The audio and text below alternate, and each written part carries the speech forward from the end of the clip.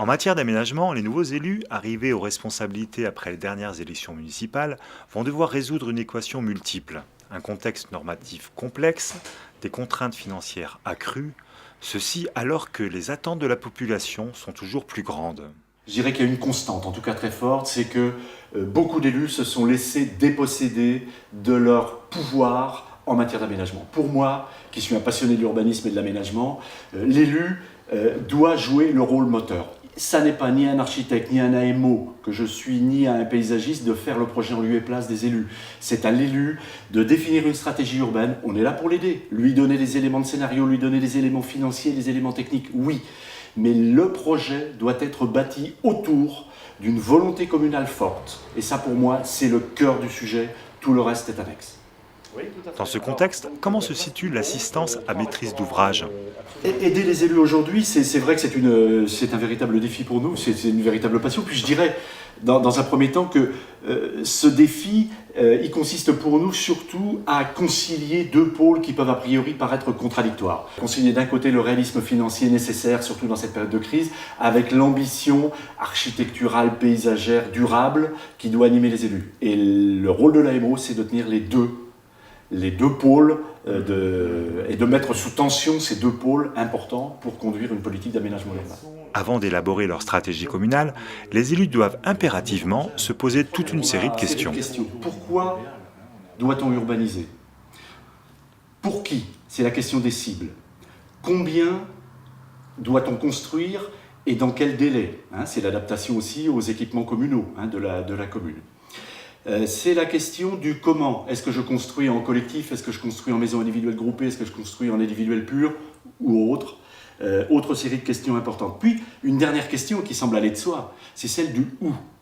Et derrière la question du où, c'est le choix du terrain. Très souvent, le choix du terrain est prédéterminé par le PLU ou par d'autres éléments de contraintes supracommunaux. Malheureusement, le terrain, très souvent, il est miné par des problèmes d'archéologie, par des problèmes environnementaux et autres, et très souvent, on se retrouve à travailler pendant 5 ans sur un terrain, sans s'être posé véritablement la question de la réceptivité de ce terrain à l'urbanisation envisagée. Donc 5 premières séries de questions qui vont permettre, je dirais, d'asseoir la stratégie communale. On n'est pas élu, on n'est pas aménageur, on n'est pas architecte, pas paysagiste.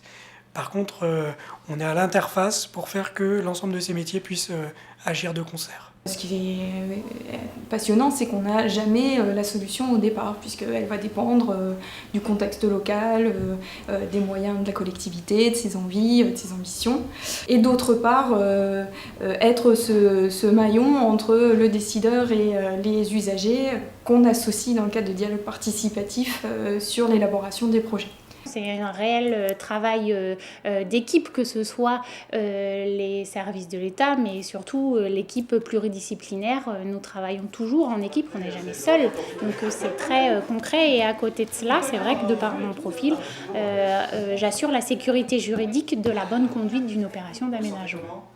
Moi, ma passion, c'est véritablement de transmettre aux élus une connaissance, de manière à ce qu'ils deviennent véritablement acteurs de leur projet. Donc ça va passer bien évidemment par de la pédagogie. La pédagogie, ça va être, c'est un blog, c'est un site, c'est des journaux, c'est des voyages à l'étranger. L'an dernier c'était Fribourg, cette année ça sera la Hollande. Amener voir les élus, leur faire toucher de manière concrète la réalité de l'aménagement et si possible, les faire rêver.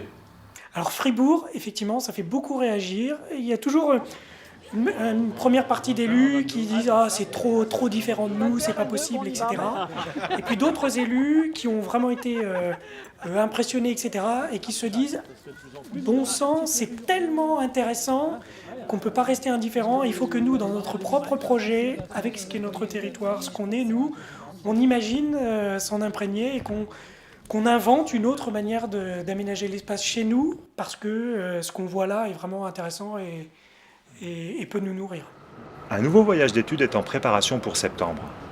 La destination sera la petite ville d'Houten dans les Pays-Bas, moins connue que Fribourg, mais tout aussi remarquable en termes d'aménagement durable. D'ici là, pour aider les nouveaux élus à y voir plus clair, Siam a mis au point une formation entièrement dédiée. Nourrie des enseignements de 70 projets que l'agence a conduits pour les collectivités lors du dernier mandat, cette formation permettra aux équipes municipales d'acquérir un savoir préalable au lancement d'un projet urbain.